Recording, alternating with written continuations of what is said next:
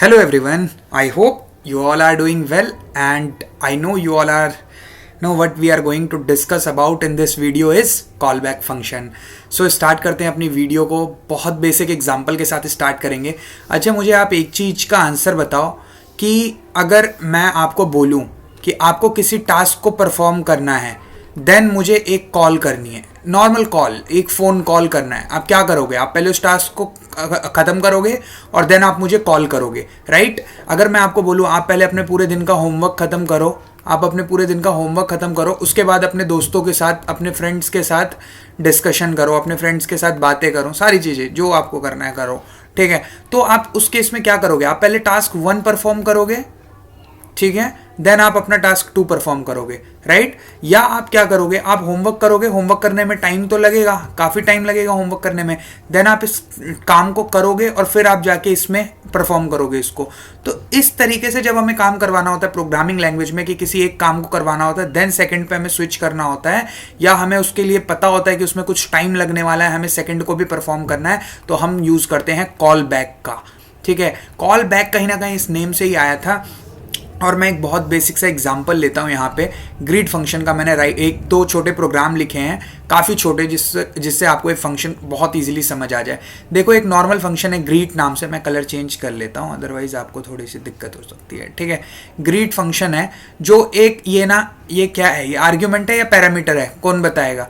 ये पैरामीटर होता है, ठीक है? पिछली वीडियो में बताया था आर्ग्यूमेंट और पैरामीटर में क्या डिफरेंस होता है. अगर नहीं पता तो जाके उन वीडियोस को पहले वॉच करो, देन इस वीडियो पे जंप करना. और मैंने क्या किया, एक पैरामीटर लिया है और जस्ट कंसोल करवाया हेलो, और फिर मैंने क्या किया है, इस फंक्शन को कॉल किया है, एक दूसरे फंक्शन को कॉल किया है, एक दूसरे फंक्शन को कॉल किया है. अब देखो एक और फंक्शन है से बाय, ठीक है? ये कुछ नहीं कर रहा, बस एक कंसोल करवा रहा है बाय. अब मैंने क्या किया, मैंने अपने टॉप वाले फंक्शन को कॉल करवाया है, फर्स्ट वाले फंक्शन को कॉल करवाया, और यहाँ पे ना मैंने ये वाला फंक्शन पास किया है बस, ठीक है? ये वाला फंक्शन पास किया है, इसे क्या कहते हैं? आर्ग्यूमेंट. तो अब मैं ये वाला वो वाला ये सारी चीज़ें नहीं बोलने वाला हूँ, अब मैं एग्जैक्ट टर्म्स यूज़ करूँगा.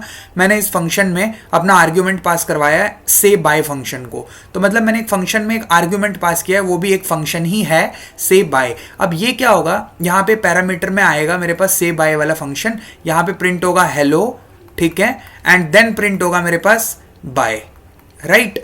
तो इस तरीके से हमारा फंक्शन काम करता है, जिसे हम कहते हैं कॉल बैक फंक्शन. कोई बहुत बड़ी चीज़ नहीं है कॉल बैक फंक्शन. जब बड़ी होगी जब हम प्रोग्राम्स बनाएंगे, जब बड़ी होगी जब हम प्रोजेक्ट्स बनाएंगे. बट जस्ट अंडरस्टैंडिंग के लिए आप इतना समझो कि हम जब चाहते हैं कि कॉल बैक, मैं आप एक बार लिख देता हूँ. देखो जब हम चाहते हैं कि कोई एक फंक्शन हमारा किसी एक स्पेसिफिक टास्क के बाद परफॉर्म हो, वो अपना प्रिंट करवाए टास्क के बाद, और वो टास्क हम जानते हैं कि थोड़ा सा टाइम टेकिंग है, तो हम उस केस में कॉल बैक फंक्शन का यूज़ करते हैं. आपने देखा था हम एक सेट टाइम आउट भी यूज़ करते हैं, वो भी एक बहुत अच्छा एग्जाम्पल होता है सेट टाइम आउट. देखना है इसको, ठीक है? एंड देखो एक और एग्जांपल मैंने लिया था यहाँ पे, जो मैंने पिछली वीडियो में सेकंड लास्ट वीडियो में डिस्कस किया था, एक एग्जांपल कि जब आपका टारगेट कंप्लीट हो जाए स्टडी का, आप मेरे को कॉल करोगे, ठीक है? और इस केस में कॉल फंक्शन में हमने क्या दे रखा है, हमारा आइसक्रीम पार्टी होने वाली है अगर आपका टास्क कंप्लीट होगा. तो एक फंक्शन बनाया है, बहुत बेसिक फंक्शन, जिसके अंदर एक हमने पैरामीटर डाल रखा है, एक पैरम डाल रखा है, ठीक है? ये सारी चीज़ें अगर नहीं समझ आ रही है तो प्लीज़ पिछली वीडियो को देखना, क्योंकि बहुत डिटेल में बता रखी है सारी चीज़ें. एक पैरामीटर ले रखा है और इसको कंसोल करवाया, कंसोल करवाने के बाद एक फंक्शन कॉल किया है, कौन सा? जो हमें पैरामीटर में मिला है. अब पैरामीटर में मिला क्या है, देखो रिवॉर्ड, ये वाला फंक्शन मिला है, मतलब आइसक्रीम पार्टी वाला कंसोल करवाना है, मतलब स्टडी टारगेट कंप्लीट होते ही आइसक्रीम पार्टी, ठीक है? अब एक बार देखते हैं हम, हमें एक और चीज़ डिस्कस करनी है अभी इसमें. ये देखो एक ऑपरेशनल हम डिस्कस करते हैं, कि ऑपरेशनल फंक्शन डिस्कस करते हैं, बहुत छोटा सा है, कुछ नहीं है. अब देखो यहाँ पे हमने पैरम्स ले रखे हैं, डिफरेंट पैरामीटर्स हैं हमारे पास, एक होगा ए, एक होगा बी और एक होगा ऑपरेशन. ये हमें कॉल होके मिलेगा एज एन आर्ग्यूमेंट. तो देखो क्या हो रहा है, ये एक छोटा सा फंक्शन है रिटर्न ऑपरेशन, ये ऑपरेशन भी एक फंक्शन ही है जिसको हम रिटर्न कर रहे हैं ए और बी. अब देखो क्या होगा, जब हमने एक छोटा सा और फंक्शन बनाया है ऐड, ठीक है? कंफ्यूज बिल्कुल मत हो ना, बहुत सिंपल चीजें हैं ये, ऐड. और यहाँ पे हमने पैरामीटर क्या लिया है, एक्स एंड वाई, ठीक है? अब रिटर्न क्या कर रहे हैं, एक्स प्लस वाई, मतलब छोटा सा एक एडर फंक्शन है, कुछ नहीं है, बहुत सिंपल, एक्स प्लस वाई बस रिटर्न करवाना है इस फंक्शन से मोटिव. अब देखो हम कैलकुलेट फंक्शन को कॉल कर रहे हैं, कौन से कैलकुलेट फंक्शन को, इस वाले को कॉल कर रहे हैं यहाँ पे, ठीक है? इस वाले को कॉल कर रहे हैं। अब हमने क्या किया है, कैलकुलेट फंक्शन क्या एक्सपेक्ट कर रहा है, क्या चाहता है, ये ए बी और एक ऑपरेशन। तो मैंने बोला ए लो, बी लो और ये ऑपरेशन लो। ऑपरेशन की जगह पे मैंने क्या भेजा है, फंक्शन। तो अब आपको यहां से कॉल बैक की डेफिनेशन पता लगी होगी कि एक फंक्शन जब दूसरे फंक्शन में एज एन आर्ग्यूमेंट पास होता है, एक फंक्शन जब दूसरे फंक्शन में एज एन आर्ग्यूमेंट पास होता है और वो वहां पे एज ए पैरामीटर एक्सेप्ट होता है, उस फंक्शन को हम कॉल बैक फंक्शन कहते हैं। अगर कंफ्यूजिंग लग रहा हो तो थोड़ा सा बैक करके दोबारा से समझना है इस चीज को। हमने एक फंक्शन को देखो दूसरे फंक्शन में पास किया और वहां से हम ऑपरेट कर रहे हैं, तो इसे हम कॉल बैक फंक्शन कहते हैं। ठीक है, कॉल बैक फंक्शन की जरूरत क्यों पड़ी, बताओ कॉल बैक फंक्शन की जरूरत क्यों पड़ी? अगर हमारा टास्क हो रहा था, सारी चीजें नॉर्मली चल रही थी, कॉल बैक फंक्शन की जरूरत क्यों पड़ी? एक मेरे को चीज बताओ आप, मैंने console.log ए करवाया, ठीक है, मैंने console.log बी करवाया, बहुत इजी से समझना, एकदम लाइटली, कंफ्यूज मत होना। console.log सी करवाया, ऐसे करके मैंने डी करवाया, ठीक है। और मैं चाहता हूं कि ई जो प्रिंट हो ना, ई जो प्रिंट हो, इससे पहले मैं किसी का नाम प्रिंट करूं, जैसे हाय समीर, राइट, ये प्रिंट हो, इसके बाद ई प्रिंट हो। तो मैं क्या करूंगा यहाँ पे, इस केस में क्या होगा? अगर प्रोग्राम एग्जीक्यूट हो रहा था लाइन बाय लाइन, तो सारी चीजें अगर सिंक्रोनस चल रही होती तो ये तो लाइन बाय लाइन प्रिंट होगा, ये तो वेट ही नहीं करेगा इस चीज के लिए। तो यहाँ पे जो हमें जनरेट करवाना था ना, टाइम वेट करवाना था इस चीज को, इसीलिए हम कॉल बैक पास करते हैं, कॉल बैक फंक्शन क्रिएट करते हैं कि जब हमारा ये काम हो जाए तो ये फंक्शन चल जाए। मेन ये रीजन होता है। अब जैसा मैंने बताया था, एक रियल एग्जाम्पल दूंगा मैं आपको नेक्स्ट वीडियो में, वो देखो क्या है, मैं बताता हूं आपको, और उसको आपने समझ लिया ना तो बहुत सारी चीज़ें आपको इजीली मतलब समझ आ जाएंगी। देखो, कभी भी जब हम पेमेंट पेज पे होते हैं, पेमेंट पेज पे होते हैं, राइट, हम क्लिक करते हैं पे नाउ बटन पे, ठीक है, हमारे पास एक बटन होता है पे नाउ, हम उस पर क्लिक करते हैं। जब हम उस पर क्लिक करते हैं तो हमारा सपोज करो मनी वनी सब डिडक्ट हो गया, सारी पैसे कट गया, आपका बैंक खाली हो गया। उसके बाद क्या होता है कि हमें यहाँ पे ना कुछ ना कुछ कॉल बैक मिल रहा होता है। जब आप पढ़ोगे ना, प्रोजेक्ट्स बनाओगे, आपको चीज़ें पता लगेंगी। कॉल बैक मिल रहा होता है जिसमें लगता है कि ठीक है अब आपका काम हो चुका है, अब आप जाओ अपने प्राइमरी स्क्रीन पे जाओ और यूज़र को दिखाओ कि पेमेंट सक्सेस हो गई। ग्रीन कलर का आप एक स्क्रीन दिखाओ और दिखा दो सक्सेस हो गया, बजा दो कोई भी साउंड, पेटीएम करो या जो भी आपको बजाना है बजा दो। तो ये इस तरीके से काम करता है कॉल बैक फंक्शन, कि हम कुछ होल्ड लेते हैं, कुछ टाइम का वेट करते हैं, किसी चीज़ न किसी चीज़ के लिए हम वेट करते हैं।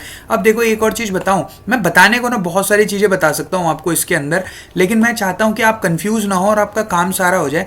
देखो, बट स्टिल मैं बताता हूँ आपको, एक बार समझने का ट्राई करना। एक डेटाबेस ऑपरेशन लेके चलते हैं, ठीक है। अब एज्यूम करो यहाँ पे कि आप ना एक एपीआई कॉल कर रहे हो। आपको एपीआई के बारे में अगर ना पता हो, कंफ्यूज मत होना, जस्ट ये मान लेना हम डेटा लेके आ रहे हैं, ठीक है। आपने एक एपीआई कॉल किया है और इस एपीआई पे आपने प्रोडक्ट कॉल किया है, ठीक है। मेरे को मतलब लिस्ट्स ऑफ प्रोडक्ट दिख रहे हैं यहाँ पे। अब मेरे पास प्रोडक्ट्स आ गए, ठीक है, प्रोडक्ट्स आ गए, लेकिन जब हम इस एपीआई को कॉल करते हैं तो हमें इन प्रोडक्ट्स को डेटाबेस में 1 लाख प्रोडक्ट पड़े हैं, 1 लाख प्लस प्रोडक्ट पड़े हैं। तो इस प्रोडक्ट को कंप्यूट करने के लिए टाइम लग रहा है, कुछ तो टाइम लग रहा है। 2.5 भी अगर मिली सेकेंड भी लग रहा है तो लगने तो लग तो रहा है ना वो सेकेंड्स ऑफ टाइम। तो इस टाइम तक जब हम कॉल करेंगे इस फंक्शन को, मतलब एक फंक्शन बना होगा, एक एपीआई बना होगा जो इस प्रोडक्ट को लेके आ रहा होगा डेटाबेस में। अगर आपको ये नहीं समझ आया ना ये वाला पार्ट, तो आप टेंशन मत लेना, ये पार्ट एक कॉम्प्लेक्स पार्ट है जो आपको बाद में भी प्रोजेक्ट के टाइम पे समझाई जाएंगी सारी चीजें और डिटेल में बताई जाएंगी। तो कंफ्यूज मत होना, बस जिसको समझ आ रहा है वो समझ लो, अगर नहीं आ रहा है एक बार बैक करके ट्राई करो समझने का, ठीक है। 2.5 सेकेंड टाइम ले रहा है। अब ये टाइम हम कैसे मैनेज करेंगे? क्या हम 2.5 मिली सेकेंड के लिए वेट करेंगे? क्या हम यहाँ पे रुके रहें जब तक कि डेटा लेके आएगा, हम बैठे हुए हैं, ठीक है, अगला काम तभी करेंगे पूरा? नहीं ना, हम चाहते हैं ना कि आगे हम बढ़ जाएं। तो इसीलिए हम एसिंक्रोनस प्रोग्रामिंग का यूज करते हैं, एसिंक प्रोग्रामिंग का, कि हम इस जगह पे थोड़ा सा टाइम को होल्ड करें, मतलब रुके ना, हम होल्ड करें, वेट करें, मगर रुके ना, वेट ना करें, मतलब वेट इस तरीके से ना करें कि हम यहीं पे रुके हुए हैं इसके रिस्पॉन्स के लिए, हम आगे बढ़ जाएं, नेक्स्ट स्टेप पे आगे के काम करें, जब इसका रिजल्ट आए तो ये हमें रिटर्न कर दे, दैट्स इट। इस फॉर्म में जो मेन यूज होता है ना वो यही होता है कॉल बैक फंक्शन का एपीआईज के अंदर। तो अब आपको समझ आया होगा, मे भी बहुत डिटेल में मैंने ट्राई किया है समझने का। अब देखो, जब इतनी सारी चीजें थी तो फिर कॉल बैक में इशू क्या आया? एक इशू है कॉल बैक में, जानते हो आप क्या होता है वो इशू? है कॉल बैक हेल। हाँ सही समझ रहे हो आप, वही वाला हेल है कॉल बैक हेल, देखो सेट टाइम आउट लगाया, एक फंक्शन कॉल किया, कंसोल किया, फिर से एक सेट टाइम आउट लगाया, फंक्शन 2 स्टेप 2 कॉल किया, सेट टाइम आउट लगाया, फंक्शन 2। तो मतलब देखो इसको समझो, ऐसा मत सोचो बस प्रोग्राम लिखा हुआ है, कुछ नहीं है ये, एक छोटा सा देखो कुछ नहीं है। मैं ऐसे बना देता हूँ, ये लो फंक्शन बनाया, एक कंसोल करवाया, ठीक है, फिर से एक फंक्शन बनाया, एक कंसोल करवाया, फिर से एक फंक्शन बनाया, कंसोल करवाया। अब सेट टाइम आउट तो लगाना ही पड़ेगा ना, थोड़ी थोड़ी देर रुकने के लिए, 1 सेकंड 2 सेकंड, वो चीज़ है ये कि 1 सेकंड रुक रहे हैं, 2 सेकंड रुक रहे हैं और फंक्शन बनाया जाए। तो आप सोचो ये एक टाइम पे जाके अगर मेरे को 1000 ऑपरेशन हो रहे हैं मेरे प्रोग्रामिंग के अंदर, 1000+ ऑपरेशन हो रहे हैं, तो कितना बड़ा कॉल बैक हेल बन जाएगा ये। कॉल बैक्स होती रहेंगी कि ये काम हो जाए तो ये परफॉर्म कर दो, ये हो जाए ये परफॉर्म कर दो, इस फंक्शन के बाद ये फंक्शन कॉल कर दो, कितना कंफ्यूजिंग हो जाएगा। तो इसी स्टेज को हम कहते हैं कॉल बैक हेल।